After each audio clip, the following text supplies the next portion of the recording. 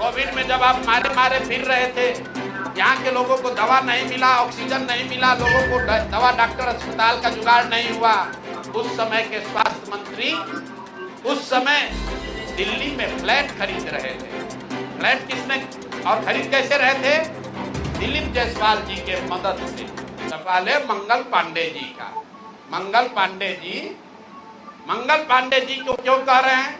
मंगल पांडे जी और दिलीप जायसवाल दोनों एक दूसरे के भारी मित्र हैं। मित्र कैसे हैं? अब बताइए, 20 में कोविड हुआ, कोविड में जब आप मारे मारे फिर रहे थे, यहाँ के लोगों को दवा नहीं मिला, ऑक्सीजन नहीं मिला, लोगों को दवा डॉक्टर अस्पताल का जुगाड़ नहीं हुआ, उस समय के स्वास्थ्य मंत्री उस समय दिल्ली में फ्लैट खरीद रहे थे।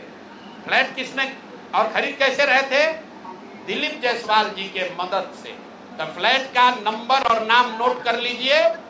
द्वारका में flat number 001 CGHS limited, plot number 11 sector 6 Dwarka new Delhi में भाई साहब ने अपनी पत्नी के नाम से, उर्मिला पांडे जी के नाम से, इन्होंने 86 लाख रुपया पेपर पर है, 86 लाख रुपए में इन्होंने फ्लैट खरीदा। तो कोई बड़ी बात नहीं है भाई, कोई भी फ्लैट खरीद सकता है। अब बड़ी बात क्या है ये समझिए।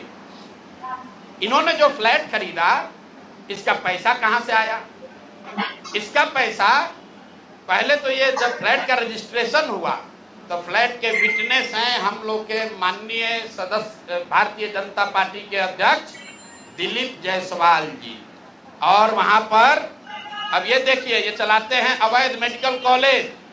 और उस समय के स्वास्थ्य मंत्री मंगल पांडे जी जब फ्लैट खरीदते हैं तो उसके विटनेस हैं दिलीप जायसवाल, फोटो के साथ। अभी आपको ये डॉक्यूमेंट जारी करेंगे। अब आप कहिएगा कि भैया दोस्त मित्र हैं, एक ही साथ एक ही पार्टी में है, विटनेस है, तो इसमें क्या गलत हो गया? कोई गलत नहीं है। अब ये समझिए कि 86 लाख रुपया आया कहां से? 86 लाख रुपया, उसका एक बड़ा हिस्सा सीधा 30 लाख रुपया आया है। मंगल पांडे जी के पिताजी का नाम है अवधेश पांडे। अवधेश पांडे जी ने ये पैसा भेजा अपने बहू को, उर्मिला पांडे जी को। अब हम लोगों ने सोचा भाई अवधेश पांडे जी के पास इतना पैसा कहां से आया? अब आप देख लीजिए, अब इनको समझ में आएगा कि किससे ये उलझे हैं। 6 तारीख को 6/9/2019 को 6/8/2019 को ये दिलीप जायसवाल का अकाउंट नंबर है। RTGS से दिलीप जायसवाल ने 25 लाख रुपया अपने अकाउंट से, ध्यान दीजिए, एलिगेशन नहीं है, ये बैंक का डॉक्यूमेंट है। RTGS नंबर नोट कर लीजिए। दिलीप जायसवाल ने अपने अकाउंट से 25 लाख रुपया अवधेश पांडे जी को दिया, जो मंगल पांडे जी के पिताजी हैं। और अवधेश पांडे जी ने उस पैसे को आगे ट्रांसफर कर दिया उर्मिला पांडे जी को, जो मंगल पांडे जी की पत्नी है।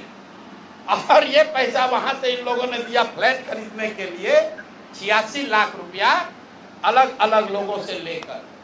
अब आप कहिएगा भैया अभी भी मंगल पांडे ये कह सकते हैं कि हमको फ्लैट खरीदना था, हमने दिलीप जायसवाल से उधार लिया।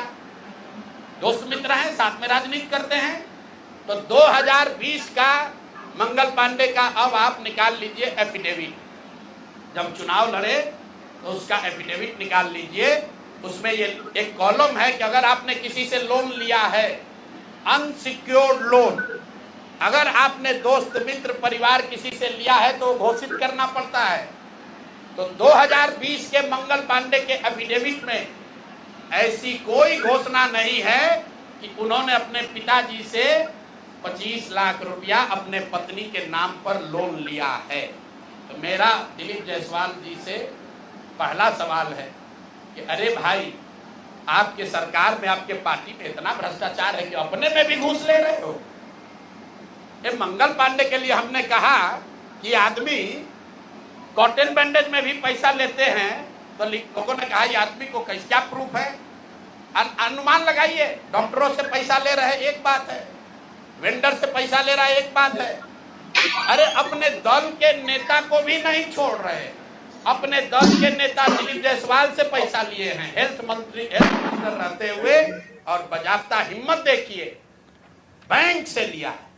आरटीजीएस का डिटेल है, आप डेट नोट कर लीजिए, 6/8/2019 को आरटीजीएस के माध्यम से दिलीप जायसवाल जी के अकाउंट से 25 लाख रुपया मंगल पांडे जी के पिताजी अवधेश पांडे जी को दिया गया, जिस अकाउंट से 10 दिन के बाद पैसा उर्मिला पांडे जी के अकाउंट में गया, और उर्मिला पांडे जी ने उसी अकाउंट के पैसे से आगे जो पेमेंट किया है अपने फ्लैट को खरीदने के लिए, वो सारा डिटेल भी यहां पर आपको उपलब्ध है। कुल 6 ट्रांजैक्शन है, पंजाब नेशनल बैंक के 6 बार ट्रांजैक्शन हुए हैं, जिसमें 86 लाख रुपया गया है। तो ये जो हम लोगों ने देखा, ये 86 लाख रुपया आया कहां से? तो उर्मिला पांडे जी के पास पैसा आया अवधेश पांडे जी के पास से, जो मंगल पांडे जी के पिताजी हैं, और मंगल पांडे जी के पिताजी के पास पैसा कहां से आया? वो पैसा आया दिलीप जायसवाल से। तो अब आप देख लीजिए कि दिलीप जायसवाल और मंगल पांडे कितने जिगरी यार हैं, कितना इनका आपस में दोस्ती है। ये भाई साहब हेल्थ मिनिस्टर हैं, आज दिलीप जायसवाल जी मेडिकल कॉलेज चला रहे हैं। ये हालत है यहाँ पर। अब आप कहिएगा कि इससे कौन सा बड़ा बात है। अब दूसरा इनका सुन लीजिए, मंगल पांडे जी का। इन्होंने ये पैसा लेने के बाद, जैसा कि प्रतीत हो रहा है कि इनको पैसा मिला, उसके बाद 2019 तक ये जो कॉलेज है medical college, MGM medical college Kishanganj, इसको डिग्री देने का अधिकार नहीं था। ये बीपी मंडल जो वहां पर बीएन मंडल यूनिवर्सिटी है, उसके जरिए ये लोग डिग्री देते थे। तब सीधा क्विड प्रो को में आ जाइए, पैसा लिए, फ्लैट खरीदने में दिलीप जायसवाल ने मदद की, और बदले में मेडिकल कॉलेज को डीम्ड यूनिवर्सिटी बना दिया गया, ताकि 20 बरस से जिस कॉलेज को डिग्री देने का अधिकार नहीं था, वो बीएन मंडल यूनिवर्सिटी मधेपुरा से के थ्रू डिग्री देता था, वो डायरेक्ट डिग्री देने लगा। ये है हम लोग के भाई साहब, मंगल काल लाने वाले मंगल पांडे का पहला केस। दूसरा सुन लीजिए, ये भाई साहब लोग बिहार सरकार में फरवरी 2022 में 1000 एम्बुलेंस खरीदने का टेंडर जारी किया गया। 1000 एम्बुलेंस मतलब करीब करीब 200 करोड़ रुपए का टेंडर जारी किया गया। बिड नंबर है GM 2022 B1943713। ये बिहार सरकार का डॉक्यूमेंट है। 1000 एम्बुलेंस खरीदने की बात की गई, जिसमें यह कहा गया कि 466 एम्बुलेंस टाइप सी का होगा, और 534 जो है वो एडवांस लाइफ सपोर्ट वाले एम्बुलेंस होंगे। देखिए कि लोगों के स्वास्थ्य के साथ क्या खिलवाड़ हो रहा है। Type C, type D, type B, ये जो है गवर्नमेंट ऑफ इंडिया ने स्पेसिफाई किया हुआ है कि एम्बुलेंस की कैटेगरी है कि टाइप बी में क्या क्या होना चाहिए, टाइप सी में क्या होना चाहिए। ऑल ओवर इंडिया में गवर्नमेंट ने इसको स्टैंडर्डाइज कर दिया है, गवर्नमेंट ऑफ इंडिया ने, ताकि लोग ऊपर नीचे न करें।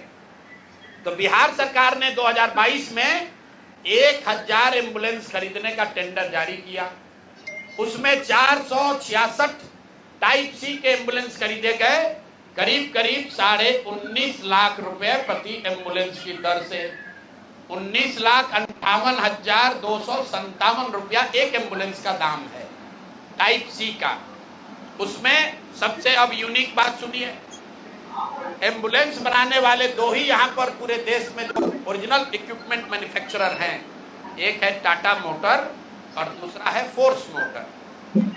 सरकार ने उस समय दोनों को अलाउ किया, बिहार सरकार ने ही। उसमें बिड हुआ, एम्बुलेंस जो खरीदा गया है वो खरीदा गया 19,58,257 रुपया। 2 बरस के बाद अभी 222 और एम्बुलेंस खरीदा गया। 22 अप्रैल 2025 मंगल पांडे जी हैं यहाँ पर स्वास्थ्य मंत्री। तो इन्होंने 3 ही बरस में 22 से 25 होने में अब एम्बुलेंस का दाम बढ़ के कितना हो गया? 27,47,580 रुपया। मतलब हर एम्बुलेंस पर 7,90,000 रुपया दाम को बढ़ा दिया गया। ये कैसे हुआ? इतना बड़ा करिश्मा। इस बार बिड में टाटा मोटर के सप्लायर को हटा दिया गया टेक्निकल ग्राउंड पर। क्यों हटाया गया? सुन लीजिए कितना हास्यास्पद है। टाटा मोटर का जो सप्लायर था उसका टेक्निकल ग्राउंड पर बिड इसलिए कैंसिल किया गया क्योंकि सरकार का कहना है कि हम लोग वो एम्बुलेंस चाहते हैं जिसमें सिर्फ पेशेंट वाले विंग में एसी हो, ड्राइवर वाला केबिन में एसी न हो। टाटा मोटर ने कहा कि हम उतने ही पैसे में हम पूरे एम्बुलेंस में एसी देंगे जिसमें ड्राइवर के पास भी एसी होगा और पेशेंट वाले में भी एसी होगा। फोर्स मोटर ने ये कहा या उनके जो डीलर हैं कि नहीं, हमारे जो ड्राइवर वाला केबिन है उसमें एसी नहीं है, पेशेंट वाला में एसी है। इसका इस्तेमाल करके टाटा मोटर को बिड से टेक्निकली डिस्क्वालीफाई कर दिया गया और जो 19 लाख का एम्बुलेंस है उसको 28 लाख में अभी सरकार ने खरीदा है। अभी ये पेमेंट हो गया है। जिस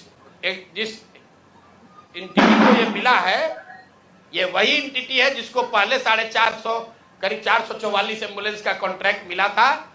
उस एंटिटी के खिलाफ एक और शर्त सुनिए।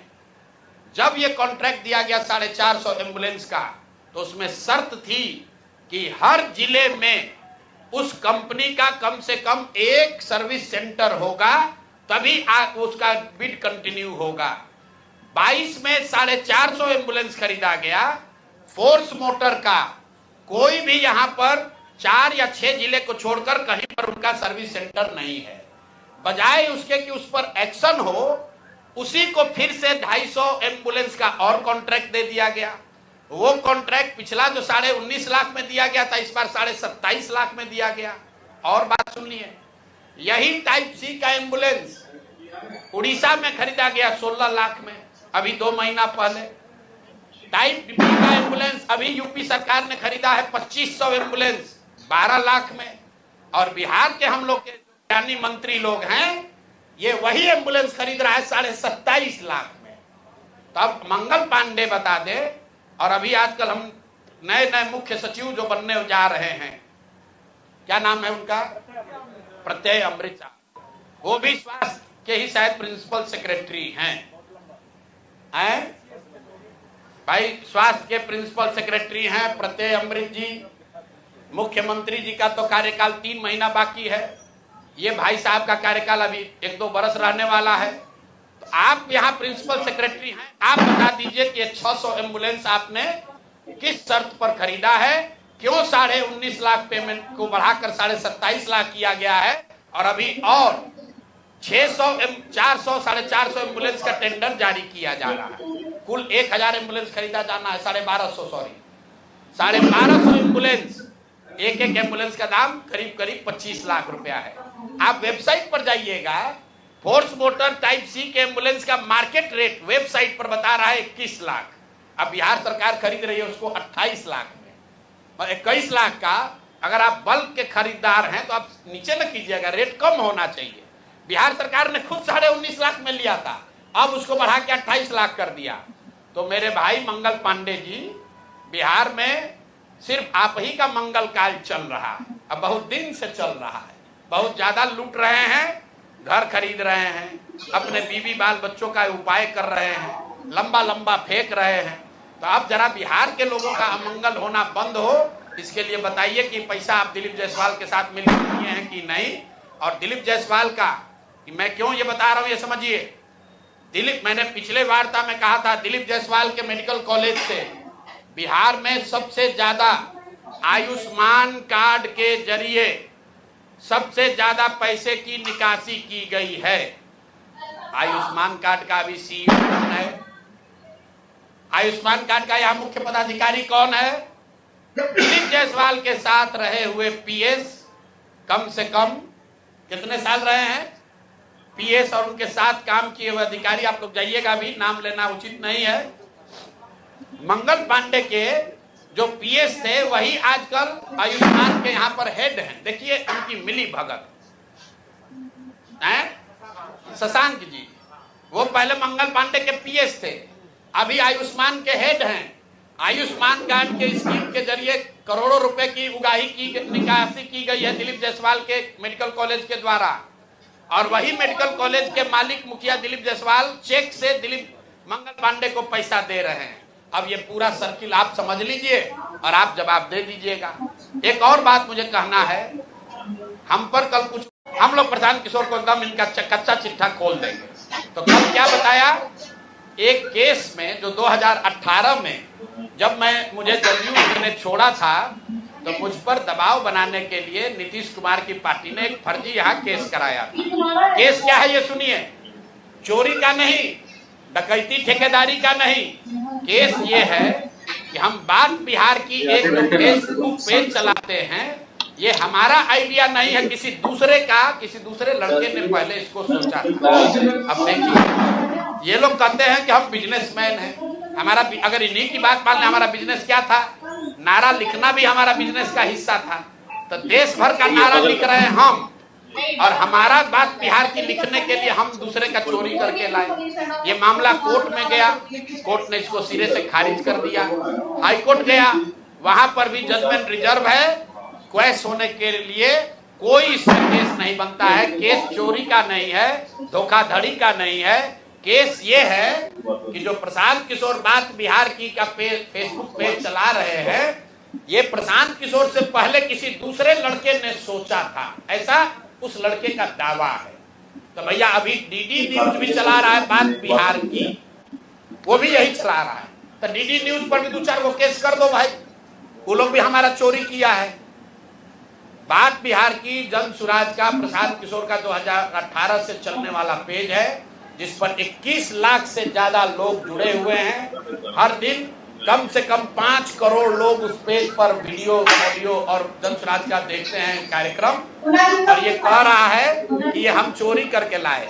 और अंतिम बात कि भाई सरकार आपकी, राज्य में सरकार आपकी, केंद्र में सरकार आपका, अगर हमने ऐसा कोई गलत काम किया है तो जैसे दिलीप जायसवाल हम पर फर्जी केस करने का कोशिश किए, जैसे आपके कार्यकर्ताओं ने हमारे खिलाफ केस किया, जैसे बिहार सरकार ने केस किया है, तुम भी केस कर दो, पुलिस को भेज दो, हमको पकड़ लो, कोई रोक तो रहा नहीं है।